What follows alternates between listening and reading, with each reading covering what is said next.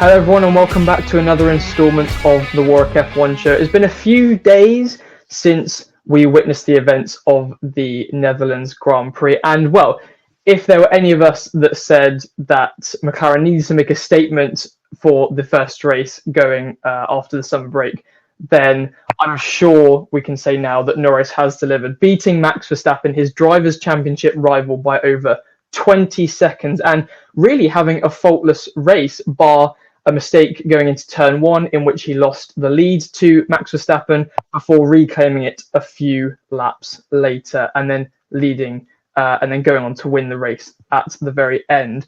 Likewise, it has been a surprisingly good race for the two Ferraris, unexpectedly so, they would say.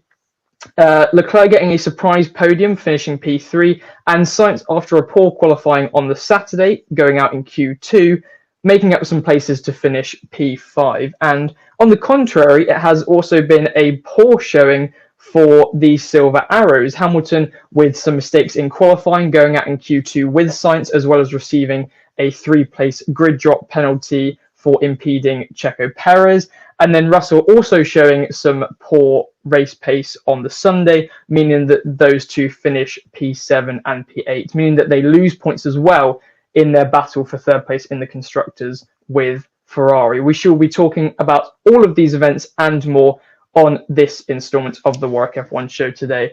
I'm your host, Callum, and I'm once again joined by Chinmay. And we'll start off, Chinmay, by just asking you what your rating is out of 10, as we always do. And I think if we were discussing before the podcast recording, we were saying it wasn't really the best race. Perhaps for me, I was a bit biased, as obviously I'm a McLaren fan, so perhaps I see it better with the outcome, but there wasn't that much that happened, and a very, same race leader and no change in that really throughout the entire race. Yeah, I mean, first things that we didn't really see a lot of chaos in that race, which kind of obviously didn't contribute much, because especially on tracks like Zandvoort, where it's quite difficult to overtake, you normally don't expect much on-track action. So kind of, I always have to think of this as like Imola with bank corners, really. Because there's not many overtaking spots, so you're not going to get. And in terms of that, the tires, there's not high tire wear on this track at all. Most drivers did a one or two stop at race anyway, so there wasn't that much variation in that sort of respect as well. And yeah, so I guess, and especially, Norris isn't a different planet at the moment, especially with that McLaren being really, really good in every single kind of track at the moment. It's the best all-round car, and it's pretty much in the best in every type of track scenario at this point at the moment as well. So really, we're just kind of just seeing a different kind of dominance instead of a dark blue Red Bull. It's now Papaya McLaren. So would you say kind of about a 4 or 5 out of 10, pretty low rating, I'd say? Yeah, I guess I'm gonna give it 4 or 5. I'll probably give it 5 because I do have also a slight bias towards the McLarens as well, because I do like the McLarens. But then, I was gonna say the exact same with I'd say probably my rating. I feel like I've got to put it a little bit up, being a Lando Norris fan. But you're completely right with the points you're saying. We knew going into this race at Zandvoort, it's one of those tracks which isn't very appropriate for the current generation of F1 cars. Very narrow in parts, difficult overtaking spots. And so we knew we weren't going to get much on-track action, and that was completely the case.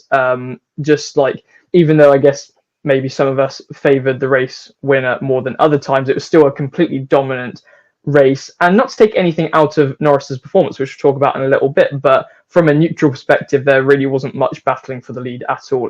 We knew from the moment that Lando Norris was pulling out that extreme lead on Verstappen, just a couple of laps after he overtook Verstappen for the lead, I think we all maybe thought that it was just going to be completely plain sailing from Norris here on out, again, because of the pace that McLaren car seems to have now in a complete league of its own. And we'll start off by talking about the McLarens. Obviously, we mentioned about we'll just talk a little bit more, I think, about the huge pace, and I think just the statement that Norris had to give. This was we mentioned before in our preview that this was such an important race for McLaren to win and to do successful at, because Red Bull must really be worrying now, not just for the sake of their Constructors Championship, because obviously they lost points out to McLaren on that front. They're now only 30 points behind Red Bull, and you could easily see them making that up in the next few races. But now people are even talking about the Drivers' Championship being threatened as well, which, from where we were last season and from where we were maybe even at the start of this season, it's quite a depressing place now for Red Bull to be in. Yeah, it isn't looking good for them at the moment. Their car development this year has definitely not gone to plan, especially with the departure of Adrian Newey and lots of key engineers. You can tell that their operations have taken a hit at the moment. Yeah, and for some reason they've just seemed to have taken a step back this year. A car that used to be absolutely gentle on its tyres now absolutely eats it up, for example. A car struggles to heat up the tyres as well, so it seems to be quite slippery as well. So yeah, and Max seems to definitely not be having a good time with the RB20 this year. So, and yeah, obviously, like I said, the Constructors Championship, there's now, I think, only 30 points between the two constructors now, and with that upwards trajectory in McLaren, it's looking, at the moment, it's looking like this is going to be McLaren's championship to lose. The Drivers' Championship, on the other hand, I don't know, because there is still a 70-point gap between the two drivers, and the margins for the points to drop is much smaller because there's less points to offer compared to the constructors. So I probably won't keep my same enthusiasm for the constructors compared to the drivers. I still think Max will easily walk away with the championship, because it's at 70 points in 9 races is next to impossible. You think it's a little bit too early to start talking about a drivers' championship battle.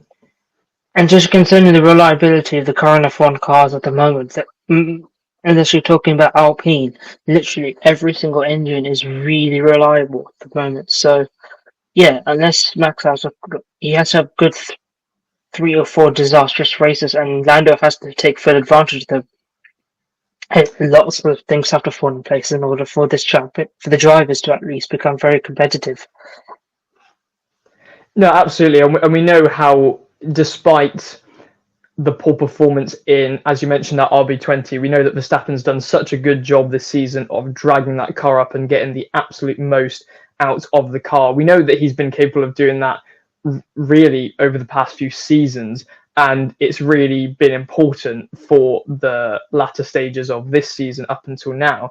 But on the constructor side of things, I think it's even worrying, because Perez, obviously we've talked a lot about Perez. I thought this race actually wasn't that bad for him. It was a P6 finish. I think maybe the performance that he needed to get back on top of things, not exactly a terrible performance. Obviously it could have been better, but it just seems like no matter what Perez can do at the moment, McLaren is still going to be above. And we were talking about Piastri. Piastri, I think, was sort of disappointed in this performance a little bit, because we know that he was stuck behind Leclerc for a large majority of the race, and he couldn't size up and overtake for a huge proportion of that race. But he's still in P4, and he still made a big contribution to outscoring the 2 Red Bulls. So I think it's very easy to say at the moment that, as you mentioned, the championship is in McLaren's hands. And would you agree, I'd say? I would 100% agree. Unless Perez brings in some miraculous turn of form, I don't think so. Red Bull stand a chance now. And yeah, because like I said, Lando's on another level at the moment, and Piastri is not far behind. To be honest, if you want a perfect 1-2 driver pairing at the moment, it's 100% McLaren. So, and this is the problem we mentioned with the constructors, because it seems even that if Perez can have some turnaround in form, even that's not going to be good enough. Because I'd say for this race, as I already mentioned, a P5, P6 finish was maybe the race he needed, and compared to his poor performances from the earlier stages of the season, that he would be quite happy with that, perhaps. not completely satisfied because he wants to be more up there with Verstappen, but it's a good turnaround. But even that is not enough because, and a large part because of Piastri as well. He's been up there, he's been performing really well. And so I suppose it's just Red Bull needs something serious now to try and swing the championship battle back in their favour. But I'd just like to touch more on Lando Norris. Obviously, it was an incredible performance from him, but I just have one slight tweak. And it feels bad because obviously he did win by over 20 seconds and it was an incredible performance. But he did once again lose the start into turn one, which we've seen him do so many times this season. And the thing that worries me, and I think will still worry Lando Norris a little bit, is that on a completely different day, if maybe the Red Bull car wasn't as bad as it was, if the McLaren car wasn't as good as it was, then you could easily see Verstappen controlling the race from there on out. And we've seen examples from the earlier part of this season. Spain comes to mind. I think Will Kingswood, when we were talking to him about it, even mentioned Hungary potentially as well. And these are races that McLaren could have controlled, could have done well at, could have potentially been on for a win if it wasn't for Norris's mistakes into turn one and not being able to just get around that first corner, keeping his first place. And so surely that's something that Norris is going to need to really hammer down with going into the next few races, because he can't keep doing it. No, he can't. Because he's like I said, he's just lucky that McLaren was just that good with race pace at the moment that he could just comfortably catch up and overtake Verstappen like he did. It is a bit concerning that is probably his main weakness at the moment. But then again, every driver has their weakness. If we're talking Verstappen, it says ultra aggressive driving, for example. If you're looking at Piastri, you're looking at his time match probably be his biggest weakness. Leclerc is prone to making mistakes and crashing. Making posts, that's his weakness. So every driver will have their weaknesses, and Norris is a really, really good driver. We all know that. So yeah, I guess it's just something that he will just have to practice, and also probably it is one, but pointing out that Piastri also did struggle off the line, and he has struggled off the line himself as well. So it could also be to do with the car. It might be a little bit more difficult to get off the line in general, but obviously we don't. Yeah, because I think for this time out, it was if you saw the statistics, it was a similar reaction time between Norris and Verstappen, but it was actually some wheel spin in the car, which meant that it couldn't get off the line, it couldn't get up to those high speeds quick enough. And we saw the same in Piastri, which is maybe unlike what we've seen in previous instances, like we mentioned, Spain and Hungary. So perhaps maybe this time it was a problem with the car, or maybe just a difficulty warming up those tyres correctly on the formation lap, which is more mechanical rather than driver error, is what we're saying here. Yeah, that's what I think. So, that's what I'm generally thinking as well. But yeah, it's going to be a bit interesting to see if they can actually sort this out. But yeah, I don't think at the moment it's the biggest issue in the world, considering how good McLaren, but especially coming to next season. Depending on how everyone performs, then yeah, it's definitely going to be an interesting one to watch. Yes, certainly, and it's but like I said, apart from that, it was a very, very good race from, I'd say, both the McLarens, especially Lando Norris. And if you look at his celebrations after the race, I think it was very tamed and kind of composed, and I think they do understand that there is still a long way to go and they still have to keep up these good performances, but nonetheless a brilliant performance from the McLarens, and likewise a good performance from Ferrari, which I don't think many people were expecting.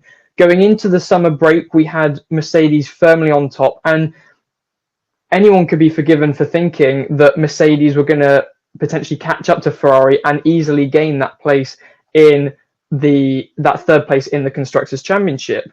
But Ferrari have put out a huge statement, especially going into their home race Monza next weekend. And I think it was a great showing from them. I think they can take many positives from that. apart from maybe Sainz's poor qualifying, obviously he was out in Q2 like Hamilton was, and maybe lucky in that sense that Hamilton was also down there. But Leclerc with a very impressive podium, holding off Piastri, as we mentioned, for the large majority of the race. And Sainz being able to make up places to get into P5. And I think, as I mentioned, I don't know what your thoughts on this, Jimmy, but I think Ferrari would be very happy. And this is the race that they needed to show people that they're still in this kind of top 3-4 battle, rather than just what maybe we expected before the summer break, which was that they are kind of in this idle fourth position where they can actually challenge the Mercedes once again and continue this constructors battle. Yeah, I'll definitely say that. Yeah, they're definitely on this sort of like weird fourth place position and challenge as well. I don't know if they can eventually do that. I think the gap is a bit too big.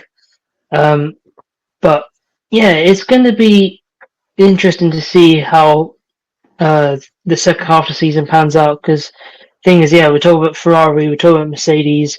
They're pretty much on par with each other at the moment. But even at points, they're going to be able to disrupt the front two as well with Red Bull. Well, so Red Bull, I mean, because Perez is in that fight with the Ferrari and Mercedes. Let's be honest, he is not with Verstappen and the McLarens. But yeah, it's going to definitely, and especially we've got different kinds of tracks coming up as well, because Baku and Singapore street circuits. We've got Monza next week, like typical tracks.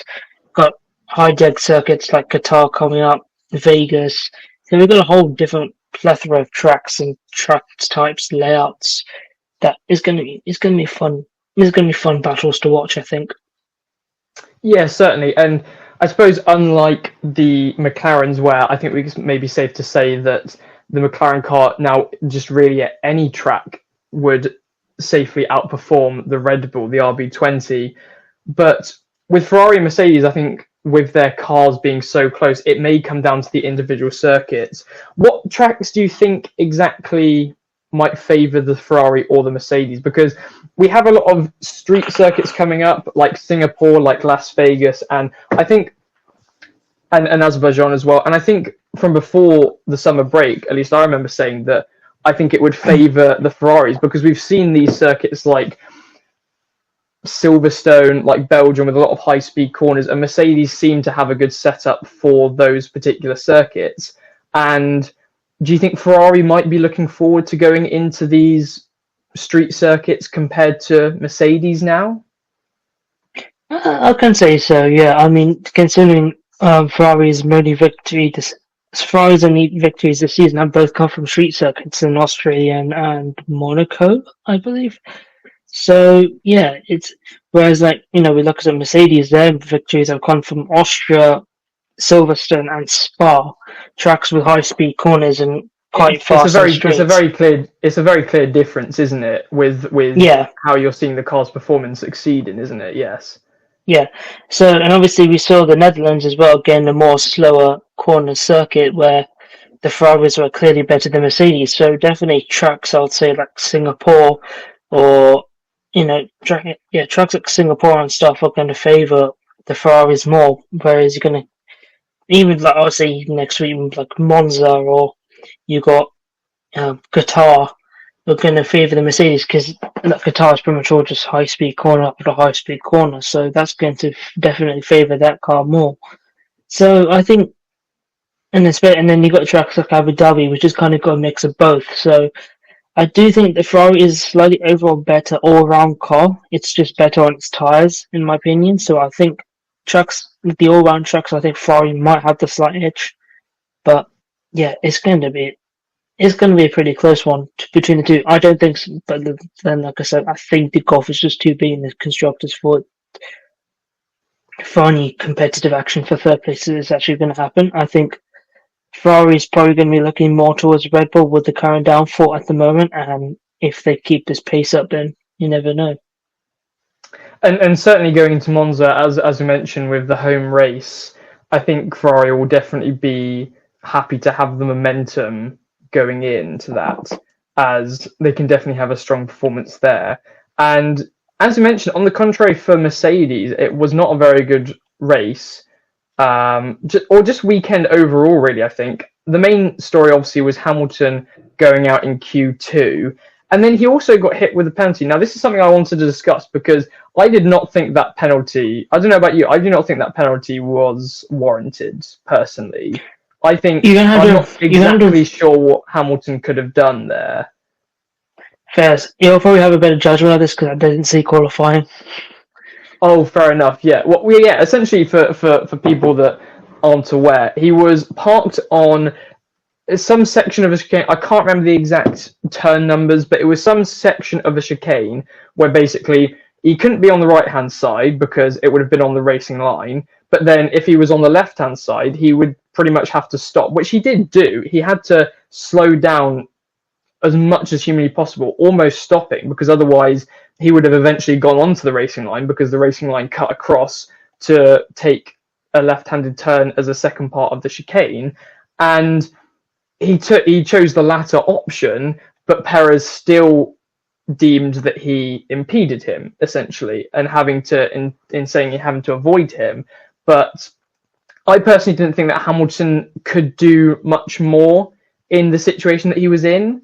But I think overall it was just what we didn't realise is that it would just be adding insult to injury, because it was really, I don't know what happened to the Mercedes. Either Hamilton maybe had a few mistakes, but on his last lap. But I think overall in qualifying they were really trying to wrestle the car around Zandvoort, and I think overall that pretty much just set them up for what was a poor race as well.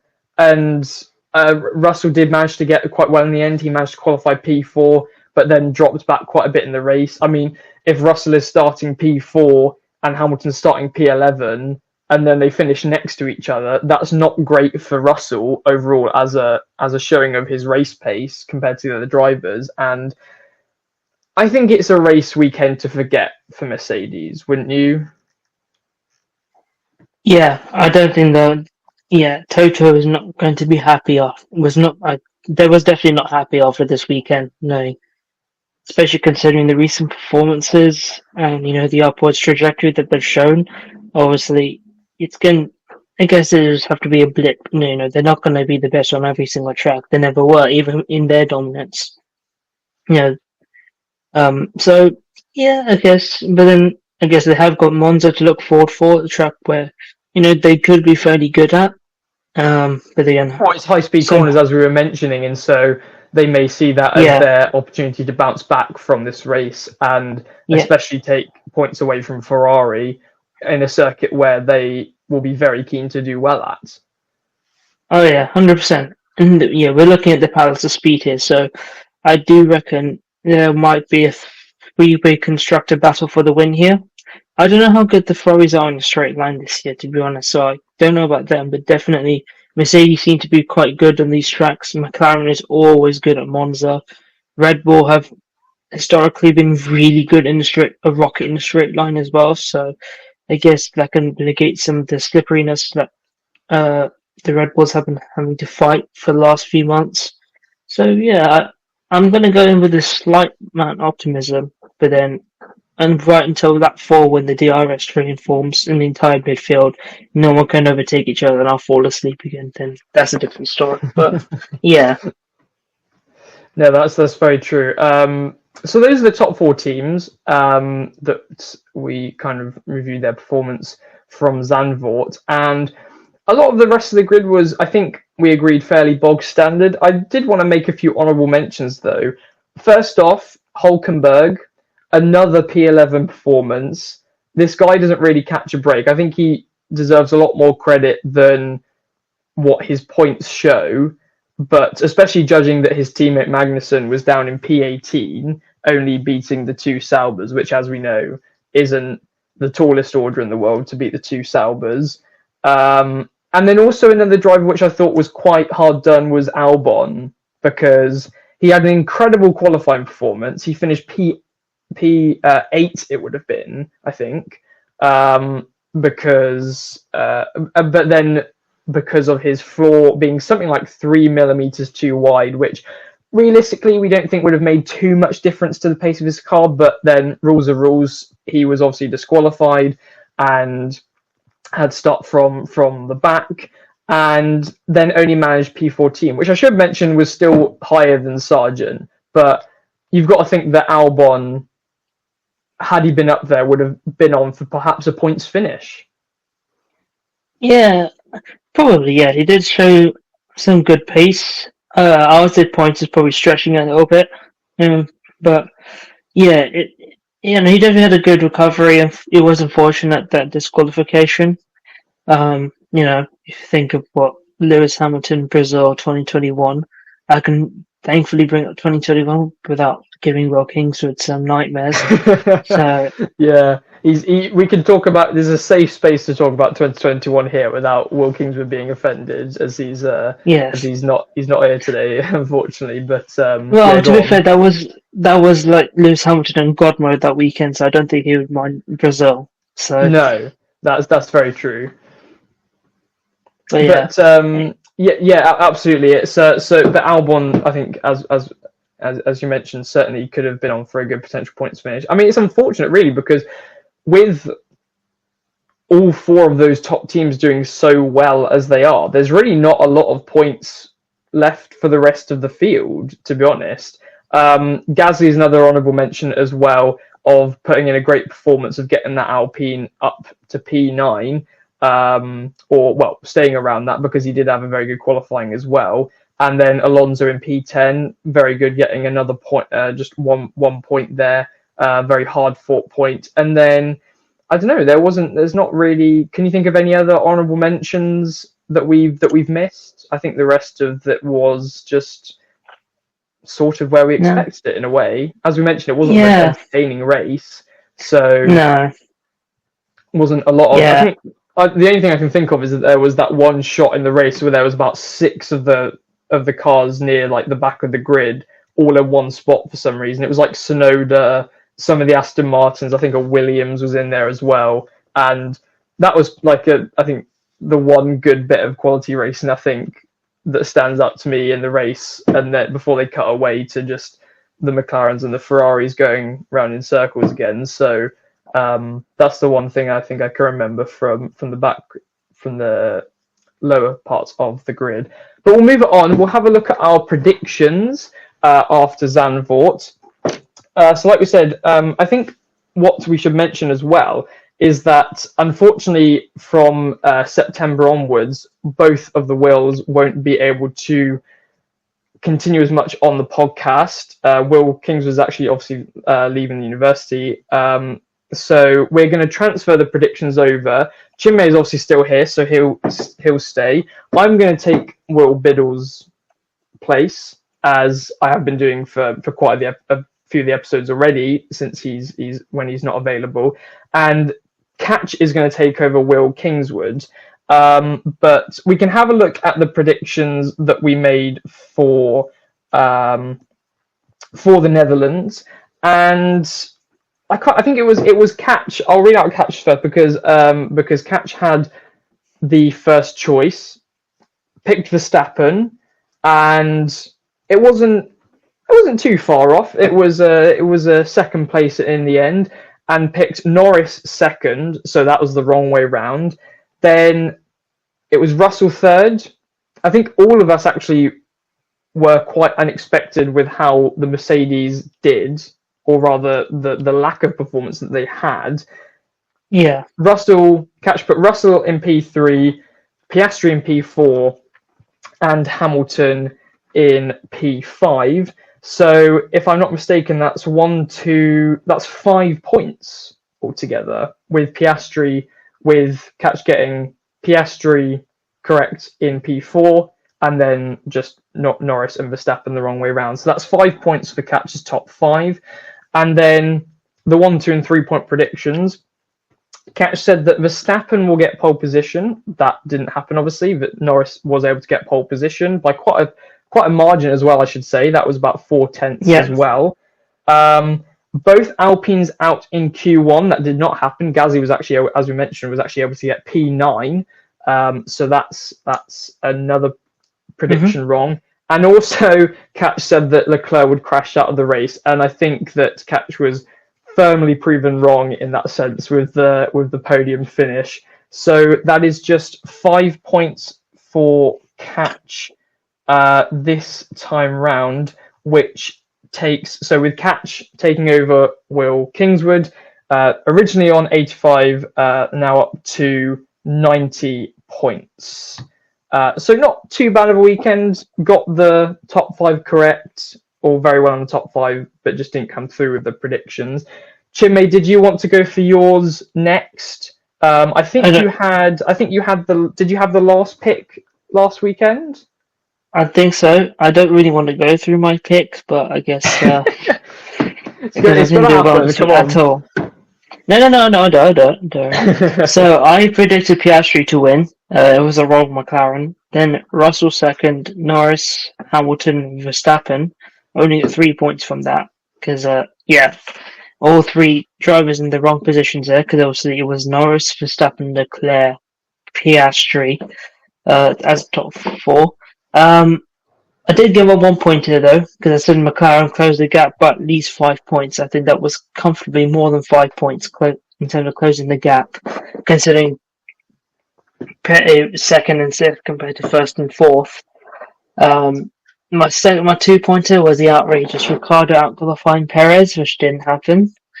And then my 3 pointer could not be further than what happened in the race. The top 3. When I saw Norris building up quite a gap, is that Chinmay has gone in the complete opposite direction there. It was a 3-point prediction, obviously unlikely, but yes, it was the opposite end of insanity with the 22-second gap, which, to be fair, none of us were expecting at all. No.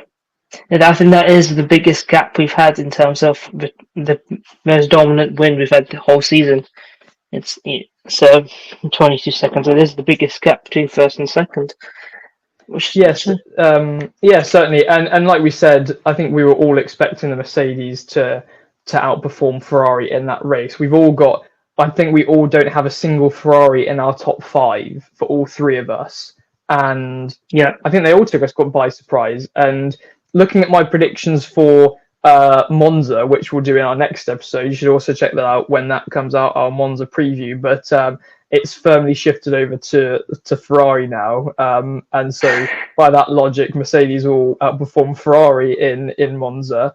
But certainly for this time out, that was a big surprise to all of us. So I believe that's 4 points for you. Is that correct? Yeah. So 4 points for Chinmay.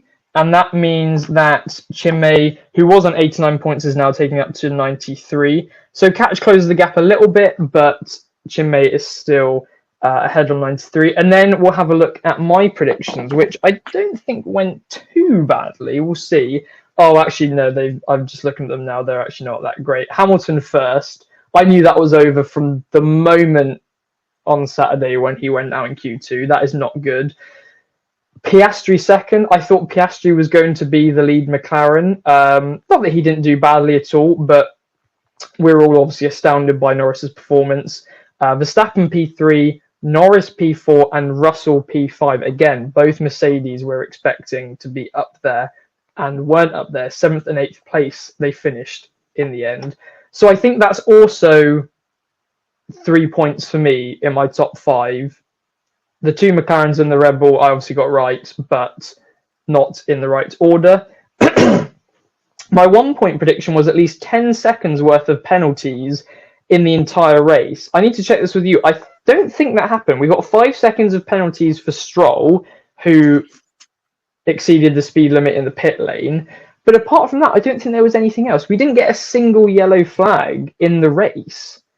This just shows how boring of a race it was in a way. Yeah. I actually never thought I don't know, I just didn't think of it from that perspective actually, which is why it just took a second to respond there. So, yeah, no, definitely. But yes, I think I don't think that 1 point prediction did happen. Actually, there wasn't any other penalties, were there? No, No. Okay, so that's don't so think it's not a so. 1 point prediction for me. One Red Bull outside the top 8 that didn't finish. Lowest one was Perez, obviously in P6. And then I said that 3+ cars would DNF in a single incident, and we didn't even get one DNF. All 20 cars finished. Again, no yellow flags, showing how it wasn't that good of a race. So I did even worse, actually. I got 3 points from that, which takes me on to 92 points. So Chinmay, you are currently in the lead with 93. I'm 1 point behind with 92, and Catch is only 2 points behind on 90. So overall, not a great weekend for predictions. I guess lucky that we all did quite badly, and not one person kind of went completely away with it. So, but overall, not too bad. Can we think of anything else we've missed in our review of Zandvoort? There wasn't really a lot to miss, to be honest, was there? No, I think we're all good. It's all good now. So Yeah. I Well, don't we think look so. forward. Yes, yeah. As you're about to say, we look forward to Monza, which should be Monza does always deliver, doesn't it? It's a brilliant drivers' track and a great one for neutrals to see a bit of action, plenty of overtaking spots, and Yeah. certainly it should be very good. But we'll leave it there then. So, like I said, we'll be having a Monza preview that will be coming out in the next couple of days, so make sure to tune into that. But until then, thank you very much for Chinmay for joining me. I've been your host, Callum, and until next time, goodbye.